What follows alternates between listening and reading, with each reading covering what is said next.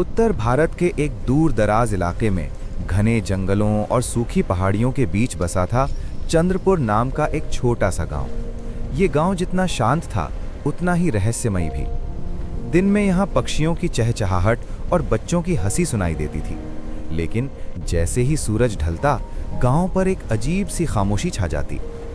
गांव के उत्तर दिशा में एक ऊंची पहाड़ी पर खड़ा था एक पुराना, जर्जर और डरावना महल, जिसे लोग भूतिया महल कहते थे। कोई नहीं जानता था कि वो महल कब बना, किसने बनवाया और उसमें कौन रहता था। बस इतना पता था कि पिछले 100 सालों से वहां कोई इंसान नहीं गया, और जो गया वो लौटकर कभी सामान्य नहीं रहा। गांव के बुजुर्ग कहते थे, सूरज ढलने के बाद उस महल की तरफ मत देखना, वहां से कोई तुम्हें देख रहा होता है। इसी गांव में पैदा हुआ था अर्जुन, जो अब शहर में पत्रकार बन चुका था। 10 साल बाद वो चंद्रपुर लौटा था अपने पिता की मृत्यु के बाद। पिता की अंतिम इच्छा थी, अर्जुन, उस महल के बारे में सच्चाई जानो।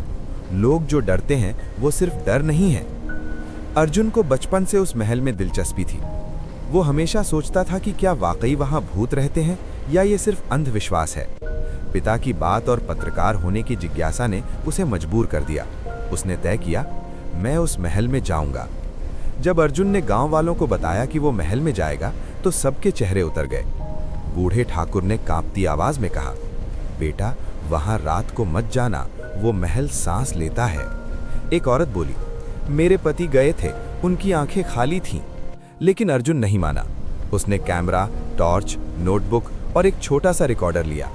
रात के ठीक 12 बजे वो पहाड़ी की ओर चल पड़ा। चांदनी रात में वो महल और भी डरावना लग रहा था। टूटी दीवारें, लटकते दरवाजे, काई से भरी सीढ़ियां और हवा में अजीब सी सड़ांध। जैसे ही अर्जुन ने महल के मुख्य द्वार को छुआ, कड़ाक, दरवाजा अपने आप खुल गया। अंदर कदम रखते ही उसकी टॉर्च झपकने लगी। दीवारों पर पुराने राजा रानियों की तस्वीरें थीं, लेकिन उनकी आंखें अर्जुन का पीछा कर रही थीं। अचानक अर्जुन, उसका नाम। अर्जुन का दिल जोर से धड़कने लगा। कौन है? उसने कांपते हुए पूछा। कोई जवाब नहीं, लेकिन फिर पायल की आवाज सीढ़ियों से ऊपर जाती हुई। अर्जुन को एक पुरानी लाइब्रेरी मिली। वहां धूल से भरी किताबों में एक डायरी थी। डायरी में लिखा था, ये महल राजा विक्रम सिंह का है। उनकी पत्नी रानी चंद्रलेखा को इसी महल में जिंदा जला दिया गया। वजह, राजा की क्रूरता और शक। रानी निर्दोष थी। उसकी आत्मा आज भी न्याय की प्रतीक्षा में थी। ऊपर के कमरे में एक सफेद साड़ी में लिपटी स्त्री खड़ी थी। चेहरा सुंदर, लेकिन आंखें गहरी और दुख से भरी। वही थी रानी चंद्रलेखा।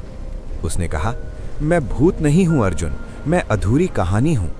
उसने बताया कि राजा ने सत्ता के लालच में पूरे गांव को मार डाला और उसकी आत्मा इस महल में कैद है। अचानक पूरा महल हिलने लगा। दीवारों से खून टपकने लगा और एक गूंजती आवाज आई, कोई मुझे आजाद नहीं कर सकता। राजा विक्रम सिंह की आत्मा प्रकट हुई, भयानक, क्रूर, अंधकार से भरी। रानी ने अर्जुन से कहा, सच को दुनिया के सामने लाओ, तभी मेरी मुक्ति होगी। राजा ने अर्जुन पर हमला किया। महल की छत गिरने लगी। अर्जुन ने पूरी ताकत से कैमरा ऑन किया और चिल्लाया, सच सामने आएगा। एक तेज रोशनी फैली। राजा की आत्मा जलकर राख हो गई। सुबह जब गांव वाले पहुंचे, महल खंडहर बन चुका था। अर्जुन जिंदा था। उसकी रिकॉर्डिंग ने पूरे देश को हिला दिया। गांव वालों ने पहली बार चैन की सांस ली और रात को महल से कोई आवाज नहीं आई। अंत। कुछ कहानियां डराने के लिए नहीं होती, वे सच्चाई जगाने के लिए होती हैं। भूतिया महल अब सिर्फ एक खंडहर नहीं था, वो इंसाफ की कहानी बन चुका था। और भी ऐसी मजेदार वीडियो देखने के लिए हमारे दिव्यजीत टून्स यूट्यूब चैनल को लाइक, शेयर और सब्सक्राइब करें। राधे राधे।